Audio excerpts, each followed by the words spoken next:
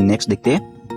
देखिए BPH power यहाँ पर इनपुट है और बीपीएच पावर किस तरह इनपुट है यहाँ पर देख सकते हो, तो उसमें भी हो जाएगी कुछ इस टाइप का। ठीक है दोस्तों, तो यहाँ पर आप देख सकते हो, समझ सकते हो। तो बीपीएच पावर एक ही जगह पे इनपुट नहीं होता है, PM8150 मतलब कि पावर आईसी। और अभी यहाँ पर देख सकते हो BHS4A 1.8 वोल्ट डिस्ट्रीब्यूट लिखा हुआ है। चलिए इसको समझ लेते हैं कॉन्सेप्ट। ये हमारा मदरबोर्ड है और मदरबोर्ड में ये जो वोल्टेज इस आईसी में जा रहा है, इसमें भी बहुत सारे जगहों में जा रहा है, बहुत सारी जगहों पे। ठीक है, बहुत सारी जगहों पे। ये जो देखिए, आप अगर जानते हो तो मीडियाटेक में MTK में क्या होता था, BIO 1.8 वोल्ट जो कि बहुत ही फेमस वोल्टेज है। और फिर BREDGE, ठीक है, BREDGE L5 ये भी 1.8 वोल्ट बहुत ही फेमस वोल्टेज है। तो इसमें देखिए क्या है, BHS4A 1.8 वोल्ट ये वोल्टेज ही है जो हमारा मदरबोर्ड में डिस्ट्रीब्यूट होता था, जो कि हमारा पिछले जो फोन है ओल्ड फोन में देखते आ रहे हैं, और अभी कोयल से क्यों बन गया। तो ये जो UFS है, CPU है, बहुत। नमस्कार दोस्तों, स्वागत है आपको लोकल नोवल इंजीनियर पर। दोस्तों, क्या आपको पता है PM8150B, PM8150A और PM8150L और फिर हमारा PM8150 4 पावर आईसी का बूट सीक्वेंस। ठीक है, और जिस फोन में 4 पावर आईसी होती है उस फोन में किस तरह ट्रेसिंग होता है, क्या ये पता है आपको? तो दोस्तों, अगर आपको पता नहीं है तो आपने सही वीडियो पे क्लिक किया है। आज आपको 4 पावर आईसी का बूट सीक्वेंस मतलब कि पावर ऑन सीक्वेंस का कंसेप्ट पता चल जाएगा। ठीक है, और जो पावर आईसी होगी वो भी मैंने आपको बता दिया है। तो चलिए अब हम सबसे पहले यहाँ पर देखते हैं कि पावर आईसी कैसा दिखता है, किस मदरबोर्ड में लगता है, कितने सारे फोन में देखने को मिलती है। फिर स्टेप बाय स्टेप हम सारे लाइन को देखेंगे कि कौन सा लाइन किस जगह पे किस लिए किस काम के लिए जाता है, इसका नाम क्या होता है, स्कीमेटिक पे उसका फुल नेम क्या होता है। ठीक है दोस्तों, तो चलिए अभी देखते हैं यहाँ पर। तो दोस्तों, आप देख सकते हो यहाँ पर बोर्नियो स्कीमेटिक डायग्राम में यहाँ पर आ गए हम। तो ये जो पार्ट फाइंडर है इसमें अभी हम क्या सर्च करेंगे, सबसे पहले आईसी का जो नंबर है वो सर्च कर लेंगे। तो आईसी का नंबर है PM8150। ठीक है, चलिए देखते हैं। तो यहाँ पर आप देख सकते हो MI9 Pro 5G मतलब कि 5G फोन का बूट सीक्वेंस कंसेप्ट आज आप समझ जाओगे।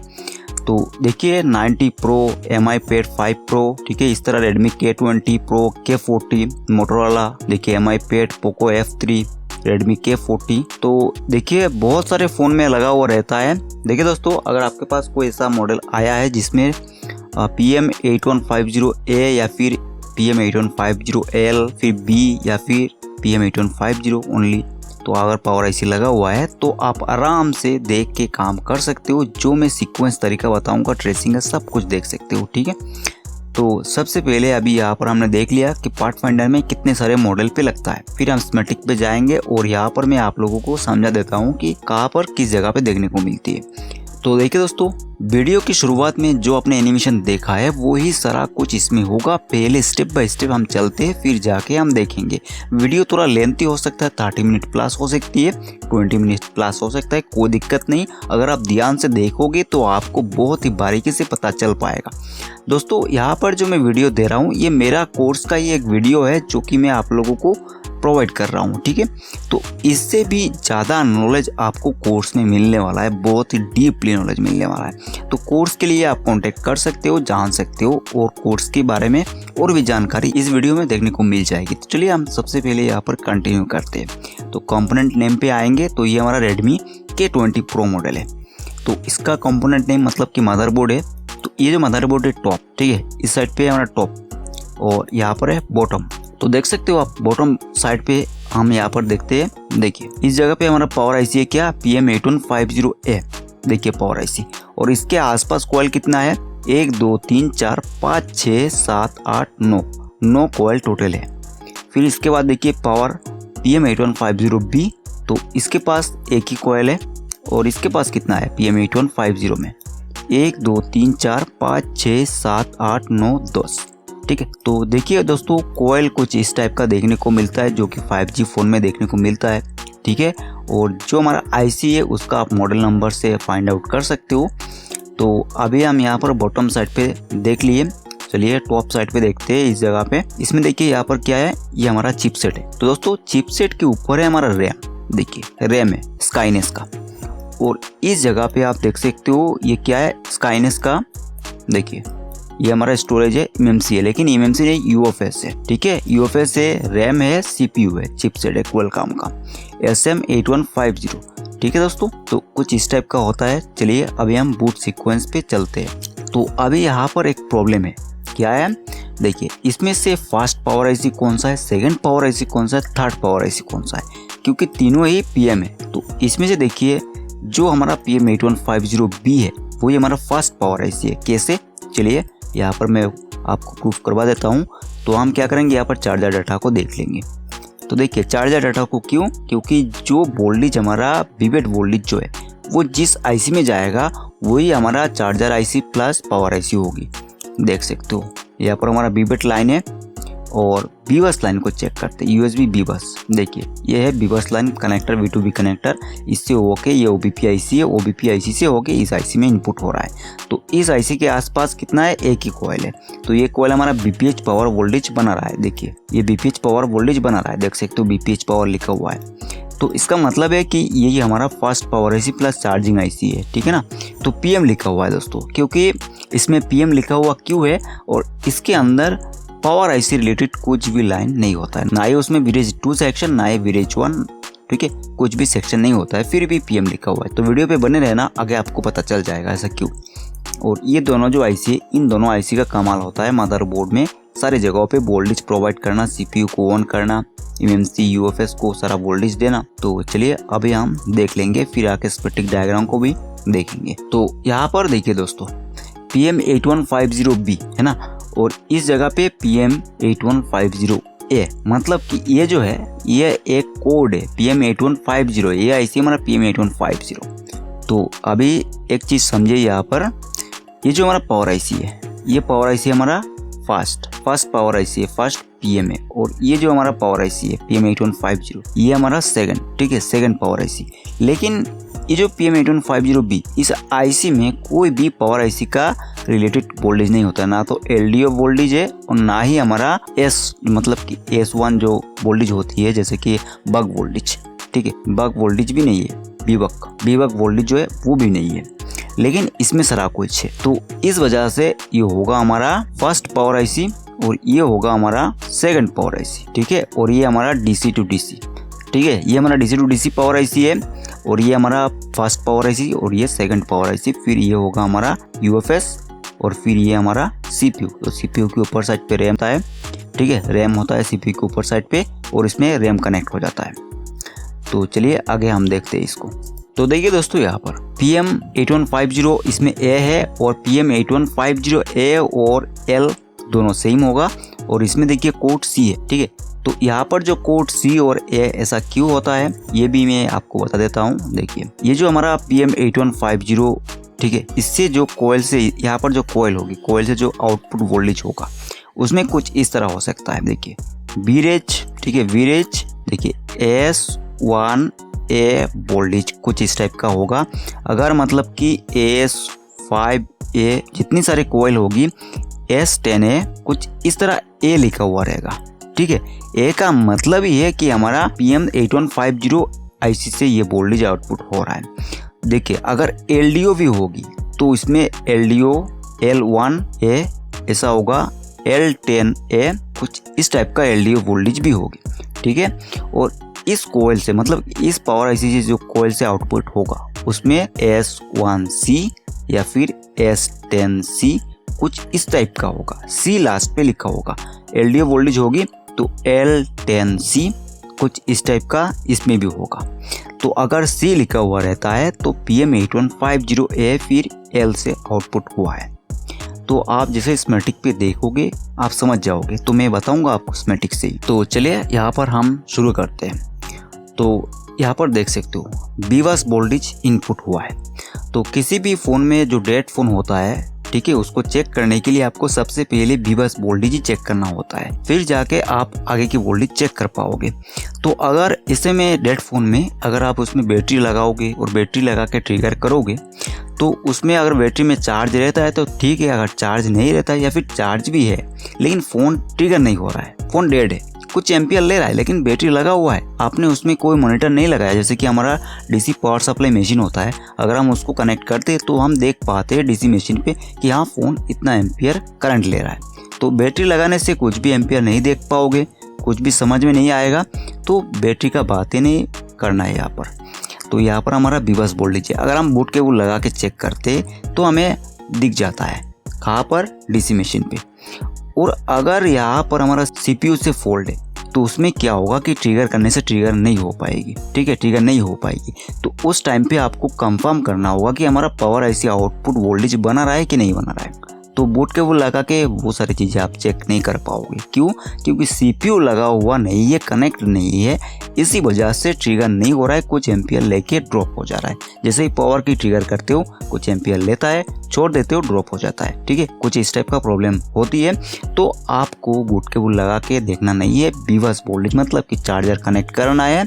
अगर उसका जो पत्ता है V2B पत्ता, वो कनेक्टर जो है उसमें खराबी है, पत्ता खराब है, तो आप जंपर लगा सकते हो बीबस में और ग्राउंड में, ठीक है। डीएम और डीपी को छोड़ दो उस टाइम, क्योंकि आपको सिर्फ PMIC का आउटपुट जो कॉइल है उसमें वोल्टेज चेक करना है, ठीक है। तो यहाँ पर हमारा बीबस वोल्टेज इनपुट हो गया, जो कि हमारा डिफ़ॉल्ट 5.0 वोल्ट होगा। जब हमारा फ़ोन जो है इनिशियली ऑन हो जाएगी, तब जाके मोड चेंज होगा, फास्ट मोड पे जाएगा, ठीक है। तब जाके फास्ट मोड पे CPU स्विच करेगा फास्ट चार्जर IC को, जिससे फास्ट चार्जिंग IC एक्टिव होगी। और यहाँ पर जो हमारा बीबस वोल्टेज है 5.0 वोल्ट डिफ़ॉल्ट था, वो हाई हो जाएगा, ठीक है, 12 वोल्ट हो सकता है, ठीक है दोस्तों। अगर 6 वोल्ट का सपोर्ट है उसमें तो 6 वोल्ट भी होगा, 5 एम्पियर का सपोर्ट है तो हो सकता है, जिसमें जिस तरह कॉन्फ़िगरेशन है वैसा ही सेट हो जाएगी। तो बीबस वोल्टेज इनपुट हो गया। फिर नेक्स्ट देखते हैं, देखिए BPH पावर यहाँ पर इनपुट है, और BPH पावर किस तरह इनपुट है यहाँ पर देख सकते हो। बीबस वोल्टेज इनपुट हो जाने के बाद BPH पावर बनता है किससे, इस जगह पे देख सकते हो एक कैपेसिटर है जो कि हमारा बूट कैप, और इस जगह से होते हुए, कॉइल से होते हुए BPH पावर बन गया। तो इसमें कुछ सीन है, देखिए मैं बताता हूँ आपको दोस्तों, एक एक चीज़ को मैं क्लियर करके बताऊँगा। देखिए ये जो हमारा कैप है, कैप की इस साइड पे, ये जो इस साइड पे हमें कितना वोल्टेज देखने को मिलेगा, देखिए जो हमारा BPH पावर में 3.2 वोल्ट बनता है वही वोल्टेज देखने को मिलेगा विदाउट बैटरी। और इस साइड पे हमें इसका डबल वोल्टेज देखने को मिलेगी, ठीक है। 3 + 3 6 2 2 4 6.4 वोल्ट ऐसा देखने को मिलेगा, या फिर 7 वोल्ट ऐसा कुछ देखने को मिलता है। बैटरी लगाने के बाद 8.6 8.4 कुछ इस टाइप का वोल्टेज हो जाएगी BTST कैपेसिटर में। इसमें जो है वोल्टेज आना चाहिए, नहीं तो हमारा BPH पावर जो है यहाँ पर नहीं बनेगा, ठीक है।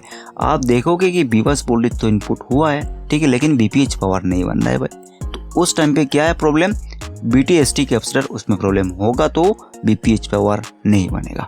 इस चीज़ को ध्यान रखना। और भी चीज़ होता है हमारा फास्ट पावर IC में, मतलब कि इस PM8150B में, जो कि BPH पावर ना बनने का जिम्मेदार होता है, ठीक है। तो आगे की जो लाइन है देख सकते हो यहाँ पर, ये जो लाइन है इस लाइन से होते हुए हमारा BPH पावर किस IC में गया है, PM8150A में, और अगर L होगा तो L में जाएगा। तो इसमें देखिए एक ही लाइन मैंने ड्रॉ किया, मतलब कि 10 लाइन है ना बक कॉइल, तो इसमें 10 बक कॉइल होगा कुछ इस टाइप का, देखिए। और इसमें भी सेम उस टाइप का होगा, देखिए कुछ इस टाइप का 10 लाइन होगा। और अगर इसमें कुछ और लाइन होता है BPH पावर इनपुट होने का, तो उसमें भी हो जाएगी कुछ इस टाइप का, ठीक है दोस्तों। तो यहाँ पर आप देख सकते हो, समझ सकते हो।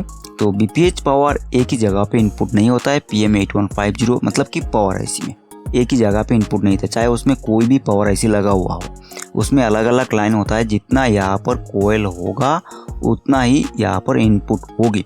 एक एक लाइन का देख सकते हो, यहाँ पर एक एक लाइन का एक एक कैपेसिटर होता है कुछ इस टाइप का, ठीक है। इसमें भी होगा सेम, हर एक लाइन का अलग अलग कैपेसिटर होगी इनपुट लाइन का, ठीक है, अलग अलग होता है। और ये होना चाहिए, ठीक है, लगा हुआ होना चाहिए हर एक लाइन का, जो हर एक सेक्शन की, जैसे S1 सेक्शन, इसका इनपुट जो है अलग होगी, इसका जो ग्राउंड है अलग होगा, कुछ इस टाइप का होता है। चलिए आगे हम देखते हैं। फिर इसके बाद देखिए बीबेट वोल्टेज बन गया। तो दोस्तों देखिए बीबेट वोल्टेज जो है ना, यहाँ पर जो BPH पावर, ये जो BPH पावर की लाइन है एक इनपुट हुआ है हमारा पावर IC में, जैसे ही बीबस आएगा वैसे ही BPH पावर बनेगी। BPH पावर बनने के बाद पावर IC में इनपुट हो जाएगा PM8150B में, और बीबेट वोल्टेज यहाँ से चला जाएगा। बीबेट मतलब कि वही BPH पावर जो कि यहाँ से एक मॉसफेट होता है अंदर साइड में, और मॉसफेट स्विच कर देता है, जो कि हमारा बैटरी चार्ज होती है, ठीक है। बैटरी चार्ज होती है, जब हम चार्जर नहीं लगाएंगे तो बैटरी से वोल्टेज जाएगा पावर IC में, और यहाँ से स्विचिंग होकर आउटपुट में BPH पावर चला जाएगा, ठीक है दोस्तों। चलिए आगे हम समझते हैं। और अभी देखिए यहाँ पर क्या बना है हमारा, फोन ऑन वोल्टेज, तो फ़ोन ऑन वोल्टेज क्या है, ये जो है ये हमारा 1.8 वोल्ट होता है फ़ोन ऑन वोल्टेज, ठीक है। और जो बीबेट वोल्टेज मैंने बताया ना, तो वो होगा क्या, जब हम बैटरी कनेक्ट करेंगे तभी जाके यहाँ पर वोल्टेज देखने को मिलेगा, बिना बैटरी का वोल्टेज देखने को नहीं मिलता। बीपीएच पावर बन जाएगा 3.2 या फिर 3.5 कुछ इस टाइप का वोल्टेज बन जाएगा। तो यहाँ पर देखिए दोस्तों, फ़ोन ऑन एन है, तो ये हमारा क्या है, ये हमारा कीपैड पावर एन है, ठीक है। जो हमारा कीपैड है, कीपैड की जो 1.8 वोल्ट होता है वो ये वोल्टेज है, जो कि हमारा कीपैड में कनेक्टर जो है उसमें कनेक्ट हो जाएगा। तो ये दोनों आईसी में कनेक्ट हो रहा है, PM8150 और PM8150B, ठीक है। और अभी देखिए यहाँ पर ऑटो ऑन एन, तो ऑटो ऑन एन क्या सिस्टम है भाई यहाँ पर, तो जैसे ही बीबस वोल्टेज कनेक्ट होगा आएगा इसमें, वैसे यहाँ से ये जो चीज़ें हैं सीक्वेंस वाइज बनेगी, फिर ऑटो एन 1.8 वोल्ट बनेगा, जो कि हमारा सिस्टम ओके की वोल्टेज है, वही वोल्टेज है। इसके अंदर इसका नाम होता है CBL पावर एन, और इसके अंदर सिस्टम ओके नाम होता है, ठीक है। इसके ये जो हमारा पावर आईसी है PM8150, यही हमारा फास्ट पावर आईसी है, तो इसके अंदर CBL पावर एन होगा, ठीक है दोस्तों। और इसमें जो है सिस्टम ओके की लाइन होता है, जो कि 1.8 वोल्ट होता है। अगर ये वोल्टेज मिसिंग हुआ तो क्या होगा भाई, अगर ये वोल्टेज मिसिंग होता है तो हमारा फ़ोन में यहाँ पर जो हमारा PMIC है, इस PMIC को खबर ही नहीं पहुँचेगा कि ये पावर आईसी ओके है, इस वोल्टेज बना चुका है, जिससे ये जो कोयल है आगे की कोयल, इस कोयल से कोई भी वोल्टेज आउटपुट नहीं कर पाएगा। तो वोल्टेज आउटपुट नहीं करेगा तो क्या होगा, फ़ोन डेड ही रहेगा ना। चलिए आगे हम समझते हैं। अभी देखिए यहाँ पर क्या है, फॉल्ट एन, ठीक है। तो अगर आपको थोड़ा बहुत पता है डबल पावर आईसी का कॉन्सेप्ट, तो फॉल्ट एन आपको पता ही होगा। तो ये भी 1.8 वोल्ट का लाइन है। फॉल्ट एन जो है, चार्जर कनेक्ट करते ही वोल्टेज बनेगा, बिना चार्जर के कोई भी वोल्टेज यहाँ पर नहीं आएगी, फॉल्ट एन, ठीक है। चार्जर कनेक्ट करने से ये वोल्टेज आना चाहिए, तो नहीं आएगा, जिससे हमारा क्या होगा, पावर आईसी एक्टिव ही नहीं होगी। तो फॉल्ट एन 1.8 वोल्ट जो कि हमारा PM8150B से आ रहा है और PM8150 में कनेक्ट हो रहा है, फिर ये आगे जा रहा है, किस में जा रहा है, PM8150A या फिर L जो भी होगा उसमें कनेक्ट हो जाएगा, ठीक है। देखिए यहाँ पर कनेक्ट ही है, तो ये वोल्टेज जाना जरूरी है दोनों पावर आईसी में, ठीक है। तो चलिए दोस्तों अभी नेक्स्ट देखते हैं, नेक्स्ट हमारा क्या वोल्टेज है। तो देखिए नेक्स्ट ये हमारा ब्रिज BOV वोल्टेज है। तो इसमें देख सकते हो 3.3 वोल्ट लिखा हुआ है, लेकिन ऐसा नहीं है। एक साइड पे यहाँ पर हमारा वोल्टेज बनता है 2.0 वोल्ट टू 2.2 वोल्ट ऐसा बनेगा, और इस साइड पे जो वोल्टेज बनता है 1.8 वोल्ट बनता है, ठीक है। इसका मतलब है कि ये हमारा बक वोल्टेज और ये जो है बूस्ट वोल्टेज, ठीक है। तो दोनों मिला के क्या होगा, BOV, इसका मतलब है बक और बूस्ट, ठीक है, बक और बूस्ट। तो BOV का पूरा नाम ही होता है बक और बूस्ट, ठीक है। तो दोस्तों ये जो वोल्टेज है यहाँ से स्विचिंग होता है, मतलब कि स्विचिंग होता है। तो जब फ़ोन में वर्क लोड होता है, जब लोड होती है फ़ोन में, तो लोड के हिसाब से ब्रिज BOV वोल्टेज स्विचिंग करके उसमें बक भी करता है और बूस्ट भी करता है, ठीक है। मतलब कि ये समझिए यहाँ पर जो BPH पावर है, जो हमारा PM8150 मतलब कि PMIC में इनपुट होता था, किस लिए, LDO सेक्शन में, इससे टूट के वोल्टेज बनने के लिए, वही वोल्टेज BPH पावर को अभी BOV वोल्टेज से रिप्लेस कर दिया गया है, जिससे क्या हो रहा है, BOV वोल्टेज LDO सेक्शन में इनपुट हो रहा है, मतलब कि ब्रिज 2 सेक्शन में इनपुट हो रहा है। देखिए पावर आईसी में सेक्शन होती है, तो यहाँ पर मैंने देखिए यहाँ पर ब्रिज है, ठीक है, ये हमारा ब्रिज 1 सेक्शन, और ये मैं देख लेता हूँ यहाँ पर ब्रिज 2 सेक्शन, ठीक है, 2 सेक्शन, जो कि यहाँ पर LDO सेक्शन, ये हमारा LDO और ये हमारा बक सेक्शन है, ठीक है, बक सेक्शन और ये LDO सेक्शन। तो ये स्विचिंग हो के जो वोल्टेज आउटपुट होगी वो हमारा ब्रिज 2 सेक्शन LDO सेक्शन में इनपुट हो जाएगा। चलिए देख लेते हैं। देखिए दोस्तों ये जो हमारा ब्रिज BOV वोल्टेज है 3.3 वोल्ट, ये वोल्टेज PM8150A से बनता है, सेकंड पावर आईसी से, और ये जो वोल्टेज इस साइड से होता है, मतलब कि यहाँ से आउटपुट हो के ब्रिज BOV वोल्टेज हमारा PM8150 इसमें कनेक्ट हो रहा है और PM8150B इसमें भी जा रहा है। तो इसमें देखिए ये जो वोल्टेज है आप समझ रहे हो कि PM8150B में क्यों जाता है, तो जब हम स्कीमेटिक से समझेंगे तब आपको पता चल जाएगा क्यों जाता है।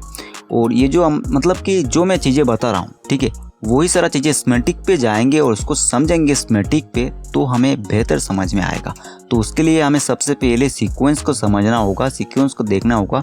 मेरा जो पढ़ाने का सिस्टम है, मैं जैसा पढ़ाता हूँ, मैं जैसा सिखाता हूँ, सबसे पहले मैं सीक्वेंस बताता हूँ, जितनी सारे लाइन है वही चीज़ें बताता हूँ, फिर जाके स्कीमेटिक पे जाता हूँ और स्कीमेटिक पे सारी चीज़ें क्लियर कराता हूँ। ठीक है, जो मैंने बताया वो सही है कि नहीं है, जो लाइनें हैं वो सही है कि नहीं है, सारा कुछ मैं क्लियर कराता हूँ। ठीक है, तो ये बीरेज बीओबी वोल्टेज तीनों आईसी में कनेक्ट होता है, तीनों में चाहिए होता है, तीनों की। यहाँ पर देखिए इसका अलग है, लेकिन ये जो 2 पावर आईसी है इसका वीरेज 2 सेक्शन एलडीओ सेक्शन, जो कि एलडीओ सेक्शन है, उसमें चाहिए होता है। चलिए अभी हम नेक्स्ट देखते हैं। तो अभी देखिए नेक्स्ट हमारा बीरेज S4C 0.8 वोल्ट MEM, मतलब कि क्या है, मेमोरी वोल्टेज है। ये जो है ना मेमोरी वोल्टेज, मेमोरी कोर होता है, सीपीयू के अंदर कोर वोल्टेज बहुत सारे जाता है, तो इसमें से एक है हमारा मेमोरी वोल्टेज। ठीक है, सीक्वेंस बाई बन रहा है। तो देखिए दोस्तों, बीरेज का मतलब है वोल्टेज रेगुलेटर। ठीक है, और S4C, S का मतलब ही होता है सोर्स वोल्टेज। 4C, ये हमारा 4C है, मतलब कि कितने नंबर कोयल से वोल्टेज बना है। ठीक है, तो C का मतलब समझ रहे हो आप, ये हमारा सेकंड पावर IC से बन रहा है और 0.8 वोल्ट ही बनता है मेमोरी। चलिए अभी हम नेक्स्ट देखते हैं। और अभी देखिए नेक्स्ट बीरेज S6C S7C 0.8 वोल्ट कोर की वोल्टेज बन गया। चलिए अभी हम नेक्स्ट देखते हैं। तो अभी देखिए यहाँ पर बीरेज S8C LLDO 1.3 वोल्ट। तो दोस्तों LLDO मतलब कि लो LDO। ठीक है, लो LDO 1.3 वोल्ट, और ये जो वोल्टेज है ये हमारा इस पावर आईसी में भी कनेक्ट हो रहा है, LDO सेक्शन में जा रहा है, और इसमें भी LDO सेक्शन में ये वोल्टेज जाता है। क्यों? क्योंकि 1.3 वोल्ट दोनों पावर आईसी की वीरेज 2 सेक्शन में चाहिए होता है, जिससे इस वोल्टेज से टूट के वोल्टेज बनता है। कितने वोल्टेज बनता है, क्या क्या वोल्टेज बनता है, वोल्टेज का मतलब कि रेंज क्या होता है, सारा कुछ स्कीमेटिक से हम समझेंगे। ठीक है, फिर नेक्स्ट देखते हैं। देखिए अब यहाँ पर हमारा PM8150A से वोल्टेज बना, मतलब कि एक इसका कोड है। तो देखिए बीरेज S5A जो वोल्टेज है हाई LDO 2.0 वोल्ट है। ठीक है, जो कि PM8150 से बन रहा है, फास्ट पावर आईसी। फिर नेक्स्ट देखिए यहाँ पर बीरेज S6A लोअर LDO 0.9 वोल्ट। तो इस वोल्टेज से, लो LDO वोल्टेज से ये वोल्टेज छोटा है, इसीलिए मैंने इसका नाम रखा है लोअर LDO 0.9 वोल्ट। ठीक है दोस्तों, 0.9 वोल्ट से क्या क्या वोल्टेज बनेगा, टूट के 0.8 ही वोल्टेज बनेगा, 0.9 ही वोल्टेज बन सकता है। तो स्कीमेटिक से अच्छे से समझ पाएंगे। तो इस वोल्टेज से बहुत सारे वोल्टेज टूट के बनता है। ठीक है, फिर नेक्स्ट देखते हैं। और अभी यहाँ पर देख सकते हो बीरेज S4A 1.8 वोल्ट डिस्ट्रीब्यूट लिखा हुआ है। चलिए इसको समझ लेते हैं कॉन्सेप्ट। तो इसमें आप देख सकते हो यहाँ पर डिस्ट्रीब्यूट क्यों लिखा हुआ है। डिस्ट्रीब्यूट मतलब ही होता है कि ये हमारा मदरबोर्ड है, और मदरबोर्ड में ये जो वोल्टेज है, ये वोल्टेज इस आईसी में जा रहा है, इसमें भी बहुत सारे जगहों में जा रहा है, बहुत सारे जगहों पे। ठीक है, बहुत सारे जगहों पे ये जो हमारा बीरेज S4A 1.8 वोल्ट। तो ये वोल्टेज क्या है, देखिए आप अगर जानते हो तो मीडियाटेक में MTK में क्या होता था, BIO 1.8 वोल्ट, जो कि बहुत ही फेमस वोल्टेज है। और फिर बीरेज, ठीक है, बीरेज L5 ये भी 1.8 वोल्ट, बहुत ही फेमस वोल्टेज है। ठीक है, Redmi 5A इसमें देखने को मिलता है, और भी बहुत सारे मॉडल पे देखने को मिलता है। 1.8 वोल्ट पूरे मदरबोर्ड में डिस्ट्रीब्यूट हो रहा है। और अगर हम लेटेस्ट फ़ोन की बात करें, 5G फ़ोन की, 4G फ़ोन की, तो उसमें क्या है, बीरेज, देखिए बीरेज L13A या फिर L13 1.8 वोल्ट, ये जो वोल्टेज है बहुत ही फेमस है। तो देखिए दोस्तों, BIO 1.8 वोल्ट, बीरेज L5 और बीरेज L13 या L13A 1.8 वोल्ट। तो इसमें देखिए क्या है, बीरेज S4A 1.8 वोल्ट, ये वोल्टेज ही है जो हमारा मदरबोर्ड में डिस्ट्रीब्यूट होता था, जो कि हमारा पिछले जो फ़ोन है ओल्ड फ़ोन में देखते आ रहे हैं, और अभी कोयल से क्यों बन गया। तो ये जो UFS है, CPU है, बहुत सारे और जगह है, सेक्शन है। 5G फ़ोन है दोस्तों, 5G फ़ोन में बहुत सारी जगह होती है और बहुत सारे लाइन होती है, तो उसमें एम्पियर जो है, एम्पियर ज़्यादा चाहिए होता है, हाई एम्पियर। ठीक है, हाई एम्पियर चाहिए होता है, इसीलिए इस कोयल से, ये जो कोयल है देखिए, ये जो कोयल है दोस्तों, इस कोयल से स्विचिंग करके इस वोल्टेज को बनाया गया है। तो कोयल से स्विचिंग होगा, तो स्विचिंग होने से क्या होगा कि इसमें जो है ना एम्पियर इंक्रीज हो जाएगी, वोल्टेज सेम रहेगा। तो देखिए किसी भी कॉइल से अगर स्विचिंग हो रहा है तो उसमें क्या है, एम्पियर हाई हो जाता है। ठीक है, एम्पियर हाई हो जाता है और वोल्टेज सेम रहती है। तो अगर यहाँ पर जो हमारा कॉइल है, कॉइल की माइक्रो हेनरी, जैसे कि 1 माइक्रो हेनरी का कॉइल है, ठीक है, तो इसमें जो वोल्टेज आउटपुट होगा वो वोल्टेज लो होगी और एम्पियर हाई होगा। अगर यहाँ पर हमारा 10 माइक्रो हेनरी का कॉइल है, उसमें जो वोल्टेज होगा वो हाई होगा, एम्पियर लो होगी। ठीक है, लाइट सेक्शन में, ग्राफिक सेक्शन में हाई माइक्रो हेनरी का कॉइल देखने को मिलता है। 4.7 माइक्रो हेनरी का कॉइल देखने को मिलता है ग्राफिक सेक्शन में। ठीक है, 4.7 माइक्रो हेनरी का, और 10 माइक्रो हेनरी का जो कॉइल है वो देखने को मिलता है लाइट सेक्शन में। ठीक है, लाइट सेक्शन में देखने को मिलता है। तो ये जो कॉइल का कॉन्सेप्ट ही है हाई एम्पियर करना और मदरबोर्ड में सभी जगहों पे सही मात्रा पे वोल्टेज को प्रोवाइड करना हाई एम्पियर के साथ, जिससे सारा सेक्शन सही तरीके से काम करे। और सीपीयू भी एडवांस है, सीपीयू भी बहुत ही एडवांस है, 5G सीपीयू है, इसलिए सीपीयू में जो वोल्टेज चाहिए होता है वो भी उसमें भी वोल्टेज में हाई एम्पियर चाहिए होता है। इसीलिए ब्रिज S4A 1.8 वोल्ट को इस तरह स्विचिंग करवा के आउटपुट कराया गया है। तो चलिए आगे हम नेक्स्ट देखते हैं। तो अभी देखिए यहाँ पर ये हमारा ब्रिज L12 है 1.8 वोल्ट। ये जो वोल्टेज है ब्रिज L12 है 1.8 वोल्ट। और ये जो वोल्टेज है देखिए यहाँ पर क्या लिखा हुआ है, USB। तो CPU के अंदर जो है ना USB की कोर वोल्टेज होता है। तो USB की जो वोल्टेज होता है 1.2 वोल्ट, 1.8 वोल्ट, 3.0 वोल्ट, 3 वोल्टेज हमारा USB के लिए होता है। ठीक है, और ये जो वोल्टेज होता है अलग अलग LDO से आउटपुट होता है, मतलब कि अलग अलग LDO वोल्टेज होती है। ठीक है दोस्तों, तो यहाँ पर हमारा ब्रिज L12 है 1.8 वोल्ट जो कि USB है। तो देखिए 1.2 वोल्ट जो है ये जो USB की वोल्टेज होता है, ये वोल्टेज CPU में तो जाता है लेकिन CPU की और अलग सेक्शन में जाता है। जैसे कि यहाँ पर हो गया CSI, DSI, कुछ इस तरह वोल्टेज होता है, इसमें भी चाहिए होता है। ठीक है दोस्तों, एक साथ कनेक्ट रहता है तो इसमें कनेक्ट हो जाता है हमारा 1.2 वोल्ट। ठीक है, तो चलिए आगे हम देखते हैं। और अभी देखिए यहाँ पर हमारा क्या वोल्टेज बना है, bridge L3C 1.2 volt VDD PLL। तो VDD PLL क्या है, तो देखिए दोस्तों ये सारी चीज़ें यहाँ पर बताना इम्पॉसिबल है। स्कीमेटिक पे जब मैं बताऊंगा आपको क्लियरली तब समझ पाओगे। ठीक है, तब आप धीरे से आराम से समझ पाओगे। तो अभी यहाँ पर समझ लो बूट सीक्वेंस को। तो दोस्तों अभी यहाँ पर हमने क्या देखा, bridge L3C 1.2 volt VDD PLL होता है। तो इसका फुल नाम भी जानेंगे, काम भी जानेंगे जब स्कीमेटिक को मैं दिखाऊंगा आपको। ठीक है, तो चलिए आगे की और वोल्टेज देख लेते हैं। तो अभी देखिए यहाँ पर हमारा जो क्रिस्टल है, क्रिस्टल का फंडा देखिए, एक्सटॉल इन, एक्सटॉल आउट, एक्सोथर्मल। तो क्रिस्टल में पावर IC से एक लो वोल्टेज आता है और क्रिस्टल क्या करता है उसी वोल्टेज के हिसाब से यहाँ पर हमारा आउटपुट करता है फ्रीक्वेंसी। ठीक है, फ्रीक्वेंसी आउटपुट करता है जो कि पावर IC में भी इनपुट हो जाता है और इससे क्या होता है कि क्लॉक फ्रीक्वेंसी बन जाती है। और एक्सोथर्मल जो है दोस्तों, इस थर्मल का काम ही है जो हमारा क्रिस्टल है, क्रिस्टल को मॉनिटर करना, उसका जो हीट है, टेम्परेचर है, उसको मॉनिटर करना। ठीक है, तो इसका सर्किट कुछ इस टाइप का होता है। देखिए, तो देखिए यहाँ पर इस टाइप का एक थर्मिस्टर होता है। ठीक है, थर्मिस्टर TH थर्मिस्टर होता है जो कि हमारा 100 किलो ओम का होता है। तो टेम्परेचर, रूम टेम्परेचर के हिसाब से इसका वैल्यू डिक्रीज इंक्रीज होता है। ठीक है, तो इसमें एक साइड ये ग्राउंड होता है और दूसरी साइड में यहाँ पर जो एक लाइन है जो कि एक्सोथर्मल लिखा हुआ है जो हमारा पावर IC से कनेक्टेड है।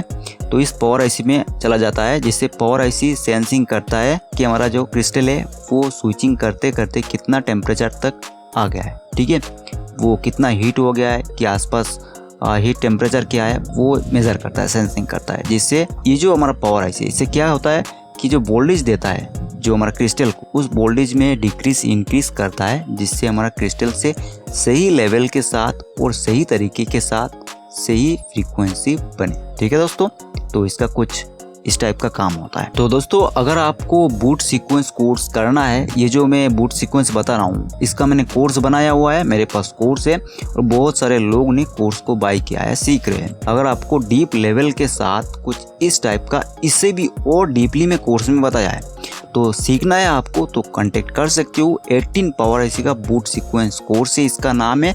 इसमें आपको मिल जाएगा, जैसे कि आप देख सकते हो यहाँ पर जो CPU का वोल्टेज रिक्वायरमेंट, CPU के अंदर कितना सेक्शन होता है, UFS जो है दोस्तों, UFS के अंदर कितना वोल्टेज चाहिए होता है, रैम का कितना वोल्टेज होता है, एमएमसी का कितना वोल्टेज होता है। ठीक है दोस्तों, एमएमसी जो है, एमएमसी का कितना वोल्टेज होता है। पावर आईसी जो है 18 पावर आईसी मैंने बताया। इसका जो सीक्वेंस है किस टाइप का होता है, एमटीके और फिर हमारा क्वालकॉम। ठीक है, क्वालकॉम, इसका मैंने बूट सीक्वेंस बताया है। 2 ब्रांड का मैंने जो पावर आईसी है उसका सीक्वेंस बताया है, और हर एक पावर आईसी जिसमें लगा हुआ है उसका जो सीपीयू है, यूएफएस है, रैम है, एमएमसी है, क्या है, किस तरह है, उसमें किस तरह वोल्टेज चाहिए होता है, जो लाइनें होती है, जो रैम होता है दोस्तों, रैम की जो लाइन होता है, बहुत सारे लाइन होता है, हर एक लाइन का फुल नेम क्या है, काम क्या है, सारा कुछ मैंने कोर्स में बताया है। तो अगर आपको कोर्स करना है तो कोर्स के लिए कांटेक्ट कीजिए, फिर जाके आप कोर्स को बाई कीजिए। कोर्स का फीस जो है 3000 ही है। ठीक है, तो दोस्तों आपको 3000 में बहुत सारी जानकारी मिलेगी और आपको जेन्युइन जानकारी मिलेगा। जितनी भी सारी होती है जो चीज़ें बूट सीक्वेंस में काम आता है, मतलब कि एक डेड फ़ोन को जगाने के लिए जितनी सारे टेस्टिंग होती है, सारा टेस्टिंग जैसे कि डीसी रीडिंग की कोड, आई चार्जर की कोड, सारा चीज़ें इस कोर्स में होगा, सब कुछ रेडी है। ठीक है दोस्तों, तो दोस्तों यहाँ पर इस वीडियो में इतना था कि बताना पॉसिबल हो पाया। तो आगे नेक्स्ट और एक वीडियो बनाऊंगा, इसका पार्ट 2 बनाऊंगा, जिसमें मैं बताऊंगा कि आगे की जो लाइन है उन लाइन को बताऊंगा, और लाइन को बताने के बाद स्कीमेटिक पे जाके आप लोगों को समझा दूंगा और फॉल्ट फाइंडिंग भी समझा दूंगा। ठीक है, और 1-2 पार्ट आएगा, इसमें मैं बता दूंगा। तो चलिए मिलते हैं अगले पार्ट में, तब तक के लिए बाय बाय।